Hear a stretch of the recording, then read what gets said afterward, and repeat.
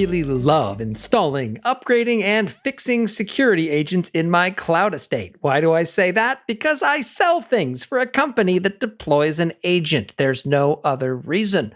Because let's face it, agents can be a real headache. Well, Orca Security now gives you a single tool to detect basically every risk in your cloud environment that's as easy to install and maintain as a smartphone app. It is agentless, or my intro would have gotten me in trouble here, but it can still see deep into your AWS workloads while guaranteeing 100% coverage. With Orca Security, there are no overlooked assets, no DevOps headaches, and believe me, you will hear from those people if you cause them headaches, and no performance hits on live environment. Connect your first cloud account in minutes and see for yourself at orca.security. That's orca as in whale, .security as in that thing your company claims to care about but doesn't until right after it really should have. The biggest mistakes we ever find in software are written by the worst developer imaginable, the past version of yourself. If I'd known then what I know now, I'd have built that thing completely differently, is a common refrain, and not just for individual coders. So it goes for cloud providers who are forced to live with the consequences of their past development decisions as well.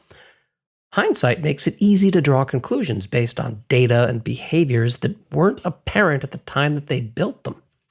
Customer uptake might not have been what they wanted it to be, or the ways customers used things didn't align with their expectations. The question for cloud providers then becomes, what do we do with the products we already built? There are two obvious paths, one blazed by Google Cloud, and the other by AWS. Let's start with the Google Cloud approach. As captured in Steve Yegi's infamous rant, Google has an internal deprecation strategy that can be abstracted away from most developers by a rigorous automation that doesn't exist externally. The "killed by Google" meme wouldn't get nearly the traction that it does if it weren't painfully accurate. Google recently attempted to address this with the announcement of enterprise APIs that offer a firmer basis for deprecation timelines. There are two problems here that I can see. The first is that not everything under the Google Cloud umbrella of services is included. That means that customers who care about not having the rug yanked out from under them need to reference a list religiously to make sure that they're not one exciting email away from having to rebuild something important. The second is that Googlers seem to somehow be expecting praise from the general internet for doing something they should have been doing all along. You don't get points for stopping bad behavior, you simply stop digging the hole deeper. While enterprise APIs are a welcome change, to be sure, Google shouldn't have had to get anywhere close to this point before they became necessary.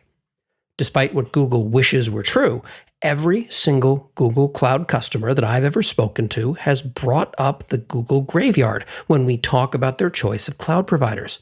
Effectively, no one who isn't a current or past Googler finds fault with the accusation of unplanned product retirements whenever it's raised. Then we have the AWS approach.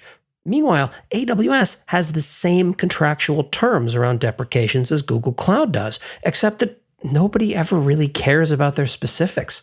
Over 15 years of history have demonstrated that things generally don't get deprecated.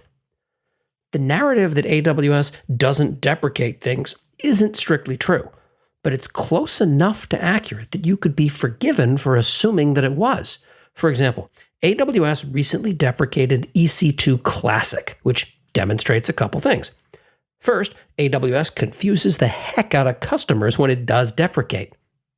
With EC2 Classic, they're deprecating a networking mode for EC2 that you've had to explicitly request for your account since the end of 2013. However, the narrative in a few places is more akin to what you'd expect if they were deprecating all of EC2, which would be fantastically foolish of them. Second, AWS really doesn't like to retire programs. It's so averse to actual deprecation that the current strategy is more or less to force a reboot of all EC2 Classic instances, and when those instances come back up, there'll be an especially created default VPC that interacts the same way as EC2 Classic did through the same APIs. And note, this isn't actually happening for some time yet. This episode is sponsored in part by Cribble Logstream. Cribble Logstream is an observability pipeline that lets you collect, reduce, transform, and route machine data from anywhere to anywhere. Simple, right? As a nice bonus, it helps you not only improve visibility into what the hell's going on, but also helps you save money almost by accident. Kind of like not putting a whole bunch of vowels and other letters that would be easier to spell into a company name. To learn more, visit cribble.io. That's CRIBL.io, and tell them Corey sent you, and wait for the wince. The benefit to AWS's overall approach is that something you were doing in 2008 will still work the same way today via the same API calls. The drawback to AWS's approach is that something you were doing in 2008 will still work the same way today via the same API calls. While this does lead to cruft and is antithetical to proper engineering, it's hard to deny that it aligns rather well with the approach that most companies take to their environments. There is a better way to approach cloud changes. The Google Cloud approach leads to a constant feeling of being on a treadmill. You're subject to having your plan disrupted as you suddenly need to shift people around to re-implement something before the platform it's built on stops working. The AWS approach clearly builds a solid base of customer trust, but it also leads to vast service sprawl. New customers find themselves lost. Longtime customers don't feel the need to keep up, as everything they build will continue working until the Earth crashes into the sun. At this point, I'm not really sure which path is better.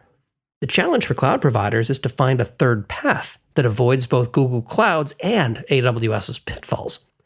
Both existing options force customers to rigorously check the dates on various blog posts to ensure they're not aligning with an obsolete best practice. If you're a business that's not serving your customers well, what are you doing?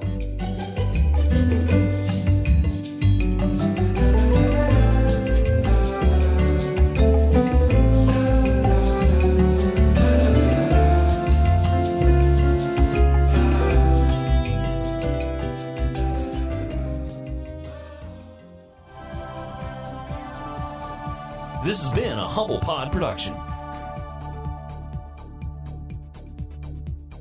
Stay humble.